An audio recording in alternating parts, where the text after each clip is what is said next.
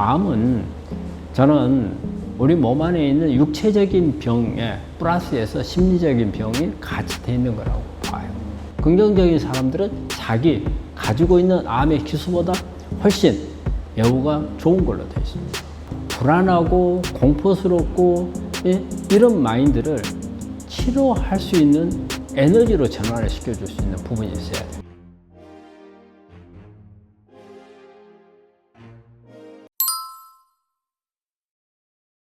특히 이제 심리 치료 이런 부분이 우리 암 환자한테는 상당히 중요한 부분인데, 또 의외로 소홀히 하고 있는 치료 방법 중에 하나거든요. 특히 우리가 이제 대학이나 이런 데서는 우리가 암 덩어리에만 포커스를 맞추다 보니까 암을 가지고 있는 그 숙주, 사람에 대한 부분이 무관심하게 되고, 이 사람이 가지고 있는 증상에 대한 부분은, 이 증상에 대한 치료는 단지 그냥 완화해주는, 그리고 암 치료에서는 크게 중요하지 않는 부분으로 치부하기가 쉬운데, 암은 저는 우리 몸 안에 있는 육체적인 병에 플러스해서 심리적인 병이 같이 돼 있는 거라고 봐요. 그래서 두 가지를 같이 병행을 해야 된다고. 우리가 암이라는 진단을 받는 순간에 본인이 몸 안에 있는 암이 있는지 없는지도 모르고 지금 검사상으로만 나왔는데, 이 말을 듣는 순간에 한 일주일 동안에 체중 7, 8kg 빠지는 것은 쉽게 빠져버리거든요. 그러면 우리 그 말을 들었다는 거 하나만 가지고 체중이 빠지는 거예요. 그만큼 심리적인 부분은 우리 육체에 주는 영향이 엄청 크고, 또 암의 성장에도 엄청 영향을 많이 주는 거거든요. 되게 우리 환자분들이 아주 긍정적인 사람들이 있어요. 긍정적인 사람들은 자기 가지고 있는 암의 기수보다 훨씬 여우가 좋은 걸로 되어 있습니다. 그거는 심리적인 부분이 우리 몸 전체에 면역도 끌어올리고, 그리고 암세포에 대한 어떤 압박감을 줄 수도 있는 부분들이 되는 거거든요. 그래서 심리적인 부분을 어떻게 해서든지 안정을 시켜주고, 환자가 불안하고 공포스럽고 이런 마인드를 치료할 수 있는 에너지로 전환을 시켜줄 수 있는 부분이 있어야 돼요. 그게 그 중간에 하는 역할들이 이제 심리치료인데, 그 중에 우리가 가장 대표적으로 생각하는 게 명상, 그 다음에 기도, 이런 부분이거든요.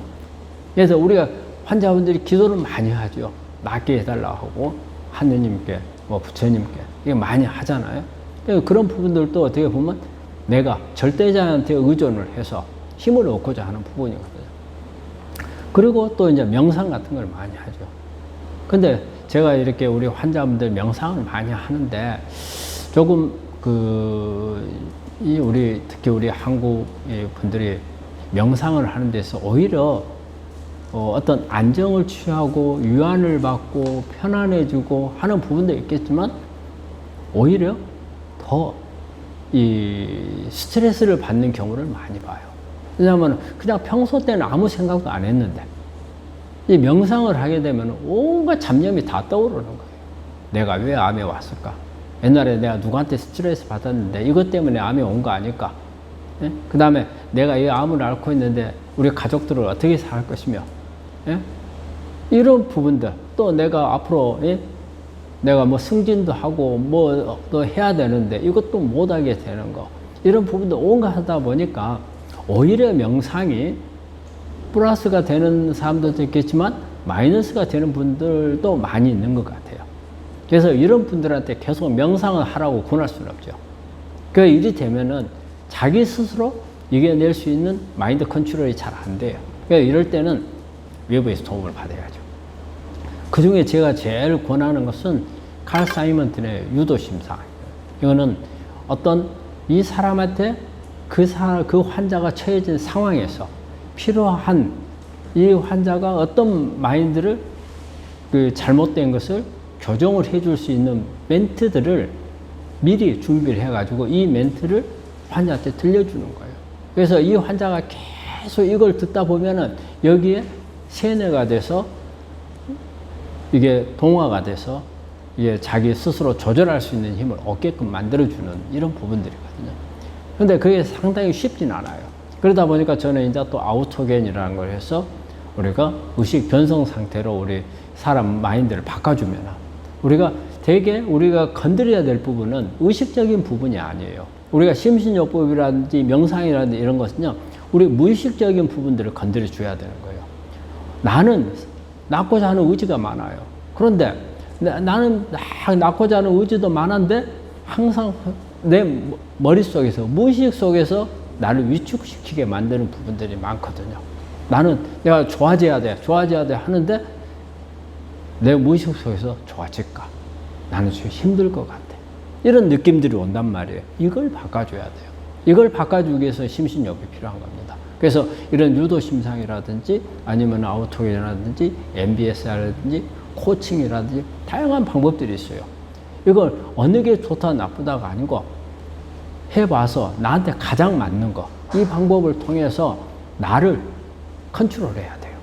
그 나를 컨트롤한다는 것은 내 의식적인 부분을 컨트롤하는 게 아니에요. 내 무의식적인 부분, 내 본능적으로 올라오는 불안감,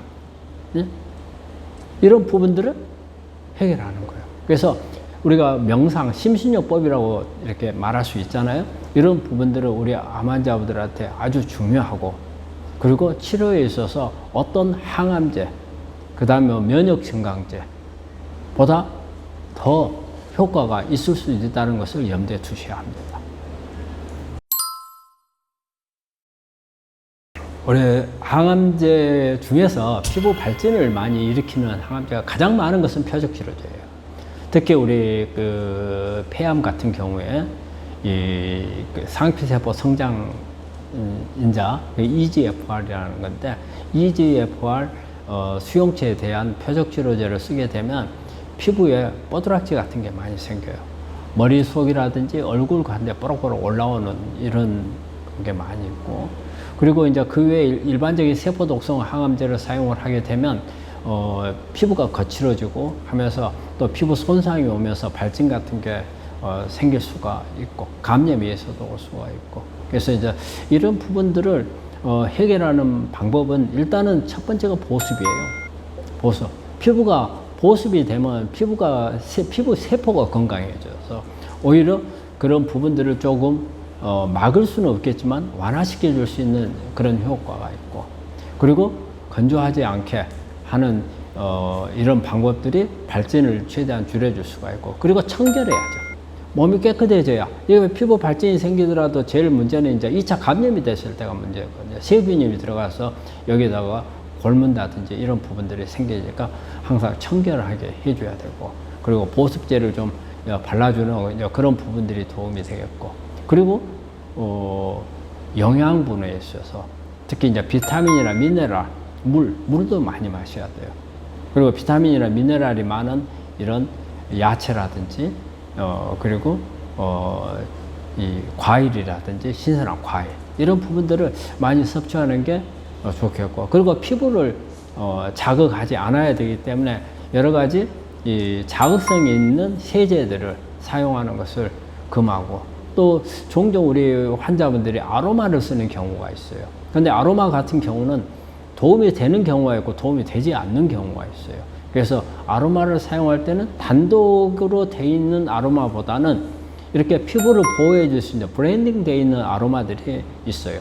예, 이런 부분들을 사용을 하는 게 도움이 되고, 그리고 스트레스라든지 그 다음에 운동이라든지 수면이라든지 이런 부분들을 관리를 잘 하는 것도 이렇게 피부 발진에 억제하는 데 도움이 됩니다.